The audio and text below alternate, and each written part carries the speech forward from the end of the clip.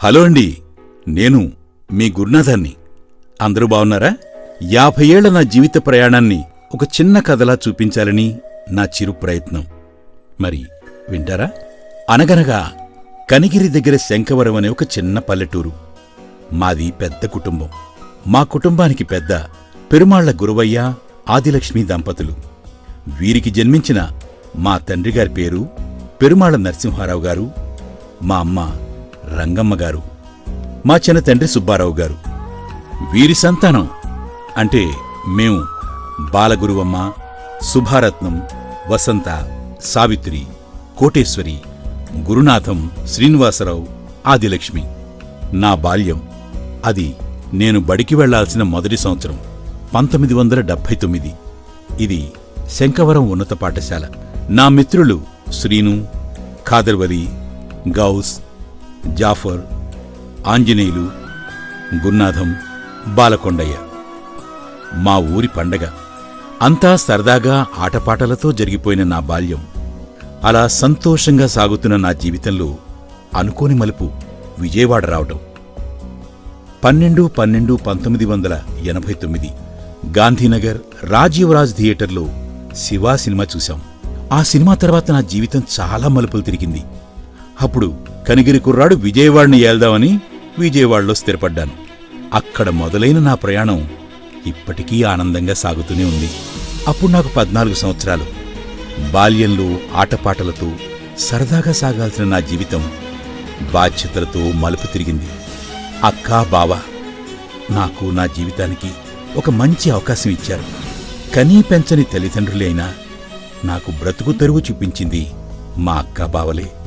వాళ్లు నాకు దేవుళ్లతో సమానం. 13/10/1994 విజయదశమి నా మొదటి కల. షాపు బాధ్యతలు పూర్తిగా తీసుకున్నాను. కొన్ని ఆనందాలతో, కొత్త మిత్రులతో నా యవ్వనం అలా గడిచిపోయింది. అప్పుడు నా వయసు 23 సంవత్సరాలు.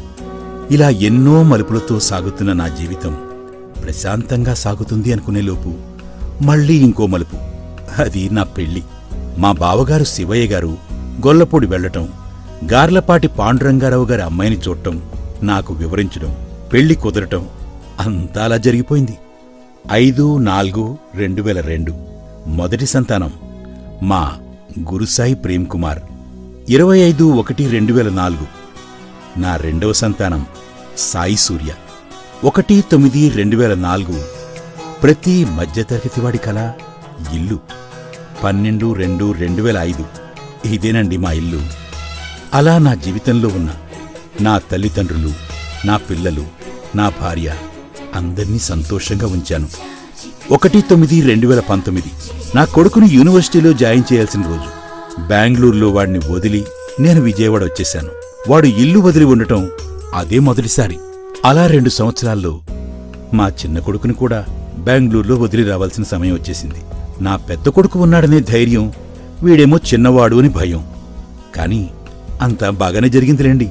ఇప్పుడు నా కొడుకులిద్దరూ నా బాధ్యతలు పంచుకునేంత ఎదిగారు. అది నాకు చాలా సంతోషాన్నిస్తుంది. వాళ్లు నన్ను గర్వంగా తలెత్తుకునేలా చేశారు. ఇలా రకరకాల మలుపులు, బాధలు, సంతోషాలు, బాధ్యతలు, ఇలా ఎన్నిటితోనూ నా 50 సంవత్సరాల జీవిత ప్రయాణం.